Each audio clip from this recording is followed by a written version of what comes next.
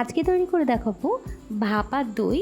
তবে আজকের দইটা তৈরি করব পাকা আমের আর বাঙালির খুব প্রিয় একটি খাবার, আর গরমে তো তৃপ্তিদায়ক একটি খাবার দই।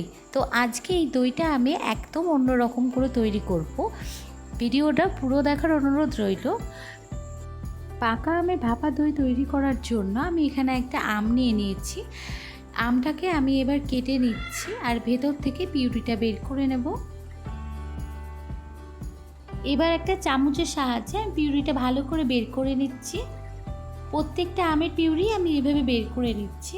এবার একটা মিক্সিং যে গ্রাইন্ডারে আমি আমের পিউরিগুলো দিয়ে দিচ্ছি। এবার একটা পেস্ট তৈরি করে নিচ্ছি, তবে এখানে আমি কোনো জল ব্যবহার করিনি।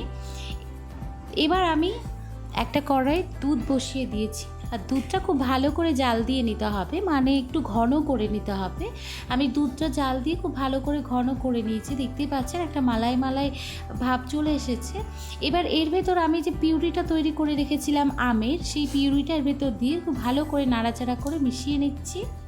এবার দিয়ে দিচ্ছি চিনি। আমি এখানে 1 কাপ চিনি ব্যবহার করব, আর মিষ্টিটা ডিপেন্ড করছে আমটা কতটা মিষ্টি। তো আমটা আমার এখানে ভালোই মিষ্টি ছিল, যার জন্য এখানে আমি 1 কাপ চিনি ব্যবহার করছি। চিনিটা দিয়ে খুব ভালো করে মিশিয়ে নিতে হবে।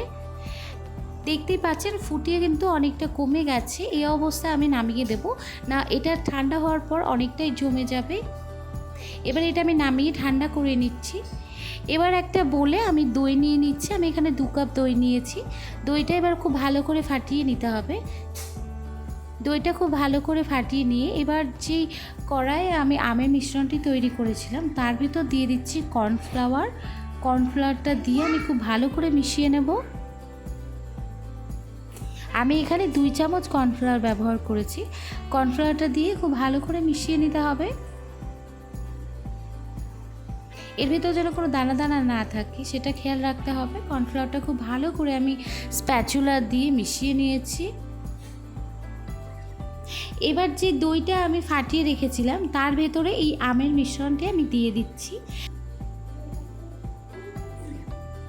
আমের মিশ্রণটা দিয়ে খুব ভালো করে দইয়ের সাথে মিশিয়ে নিতে হবে। আমি দইয়ের সাথে খুব ভালো করে আমের মিশ্রণটা মিশিয়ে নিচ্ছি। মিশ্রণটি খুব ভালো করে মেশানো হয়ে গেছে। এবার যে পাত্রে আমি দইটা ভাপে বসাবো সেই পাত্রে আমি সামান্য পরিমাণ তেল ব্রাশ করে নিচ্ছি। এবার এর ভেতরে আমি একটা পেপার দিয়ে দিচ্ছি। বাটার পেপারের ওপরও সামান্য পরিমাণ তেল ব্রাশ করে দিচ্ছি। এবার যে দইয়ের মিশ্রণটি রেডি করে রেখেছিলাম সেই মিশ্রণটির ভেতর দিয়ে দিচ্ছি। এবার এটা সিলভার ফয়েল পেপার দিয়ে আমি খুব ভালো করে র্যাপ করে দিচ্ছি। আপনাদের কাছে যে কোনো ঢাকনাযুক্ত বাটিতেও কিন্তু আপনারা এটা করতে পারেন। এবার এটা স্টিমে বসানোর জন্য আমি একটা পাত্রে জল বসিয়ে দিয়েছি। জলটা খুব সামান্য পরিমাণে দিতে হবে যাতে বাটির ওপরে না চলে আসে।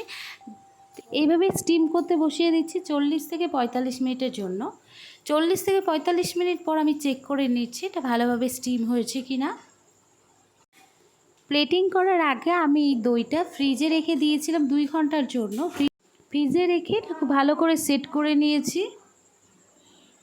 এবার ছোট ছোট আম দিয়ে আমি একটু ডেকোরেশন করে নিচ্ছি। আর এই ভাপা মিষ্টি দইটা খেতে কিন্তু অনেক সুন্দর লাগে। বাড়িতে অবশ্যই ট্রাই করবেন, আর কেমন লাগলো আমাকে অবশ্যই কমেন্টে জানাবেন। রেসিপিটা আপনাদের কেমন লেগেছে।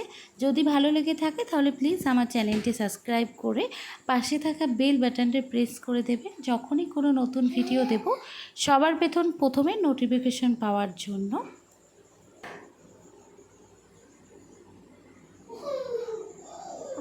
বলো